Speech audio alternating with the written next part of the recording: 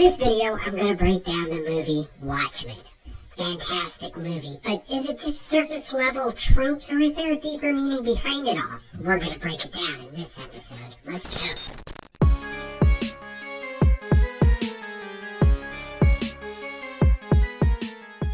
Watchmen, based on the popular graphic novel by Demi Moore and directed by Zack the Snide Man Snyderman.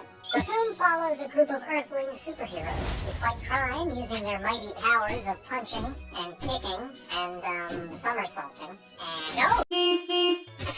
Okay. However, costume vigilantism is outlawed for being too effective, forcing all the Watchmen to either retire or keep working as government stooges or continue doing whatever they want. Soon, the Watchmen start getting watched too hard, prompting the emo one to start a live journal. Rorschach's Journal, October 12th. Papa Smurf throws a tantrum on live TV, then puts himself on a Martian timeout, and puts his pubic hair on timeout as well. His absence allows the Soviet Union to step up their war efforts in a safe space. Rorschach is cornered by the police and goes to jail, where he cheats on his diet by indulging in a little fried food. Papa Smurf's girlfriend, Hot Pants, puts in a transfer to become Owl Boy's girlfriend instead, and they help the Rorschmeister escape.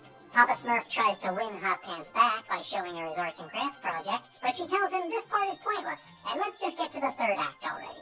Stop! You're bullshit! Rory and Owl Boy find out that their friend Weird Headband is the master chef behind the whole enchilada. They confront him at the wall from Game of Thrones, where he lives with his pet fever dream. A bunch of cities go kablooey, but Headband explains that the only thing cooler than 1 million deaths is 1 billion non-deaths, so they let him off with a stern warning. Papa Smurf heads off to another galaxy for a really boring spin-off, and they print Rory's live journal, which turns out to be the screenplay for the hit movie Watchmen. Watchmen deconstructs traditional comic book tropes through its depiction of superheroes as flawed individuals, aka individuals who like to Rather than shining examples of patriotic virtue, these characters range from nihilistic Life is a highly overrated phenomenon. to disturbed and violent to having a dad bod. Whereas classic comic book heroes are customarily identifiable as good guy versus bad guy, Watchmen blurs the lines between the two better than Robin Thicke did when he plagiarized Marvin Gaye. Weird Headband appears to be a Lex Luthor-style megalomaniac who goes around giving cancer to people willy-nilly and wiping out entire cities, also willy-nilly. However, his actions successfully avert nuclear war and establish peace. Peace based on a lie. But peace? Nothing willy or nilly about that. Similarly, Rorschach's relentless pursuit of justice could be construed as noble, but his methods are more likely to terrify than to comfort because he's a dirty ginger. He breaks into crime scenes, tortures criminals for information, and brutally murders those he deems guilty. He also seems like the kind of friend who never remembers your birthday, but always expects you to remember his. In order to better understand Headband and Rorschach, one must begin with their names. Headband, or Ozymandias in Egyptian, refers to Ramses II, a powerful pharaoh who built a massive empire of cultural, architectural, and religious achievements. Headband considers himself to be a modern-day pharaoh, only without the whole pulling your brains out through your nose thing, so he acts as he believes a legendary ruler would.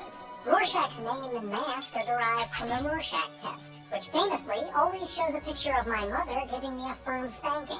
Rorschach believes right and wrong are distinct, black and white, with no gray area, not even where the black and white parts overlap.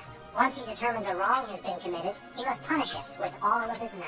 Because there is good and evil must be punished. These two philosophies clash when Rorschach learns of Headband's genocidal shenanigans. In the parlance of ethical theory, Headband is a consequentialist. He justifies his actions by evaluating their ultimate consequences, Killing millions. To save billions. which makes total sense. In contrast, Rorschach is a deontologist. He believes that one must be judged by the actions they take and not the results of those actions. You are meant to exact justice. Damn, that makes sense too.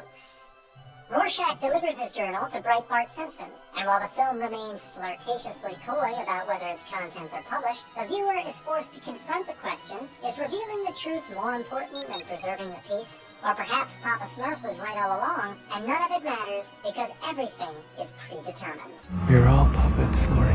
Which is how I know this episode is gonna end, right? Now.